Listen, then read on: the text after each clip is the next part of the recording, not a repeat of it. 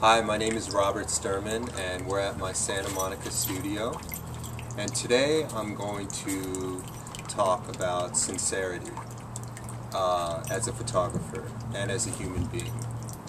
There were so many years that I went around the world and I photographed, and I feel like I was stealing from people and wasn't completely sincere about connecting with them and bringing something to life that was bigger than ourselves. And I was more after the great image rather than an enlightening image within myself and for the other person and just for life in general. When I was in India about 10 years ago, I was walking around taking pictures, and about 1,000 people a day, it seemed like, would ask me if I would make their portrait, because I use Polaroid materials, and so they knew that they could just walk away with a Polaroid. And so I had to learn how to say no, and I had to learn how to say no with compassion in a nice way. But sometimes, after so much pulling and me trying to work, I would say no in a kind of a dismissive way, and I didn't feel good about myself. And then one day there was a priest, and he said, will you take my portrait? And I had been hounded so many times that morning, and I was hot, I didn't feel well, I was homesick, and I just said no. And I kind of felt bad about it, and I went on and I did my work. And then the next morning, when I was walking through Varanasi on the Ghats, somebody said, "Good morning, Robert, would you like a cup of chai?" And I looked over at him and I recognized him as the priest from the day earlier, and something inside of me, it just shocked my heart that he knew my name and he just wanted to give me something.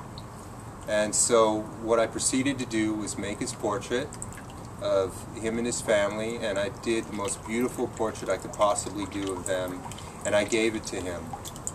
And it was in that moment that something shifted inside of me, and I realized that I had been stealing and begging all along, and I wasn't really being sincere as an artist.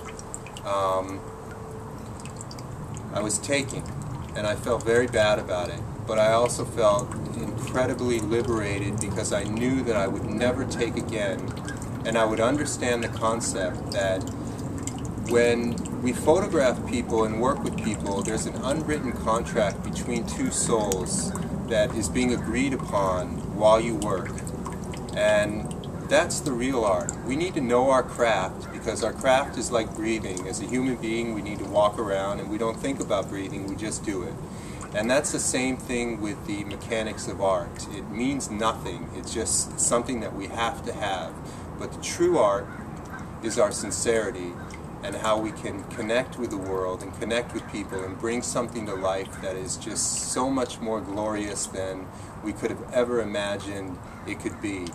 And when I realized that, it broke my heart into a million pieces. And I went to the airport that night and I sat there waiting for a flight to Kathmandu, and I remember I cried, because I realized that I could never be the same person that I was before. And I was sad, but I was so happy that I was inducted into a higher rank of humanity, in which I was going to do something that was so much bigger than myself and bigger than ego. And after that, I went around and I made portraits of people from a whole different perspective.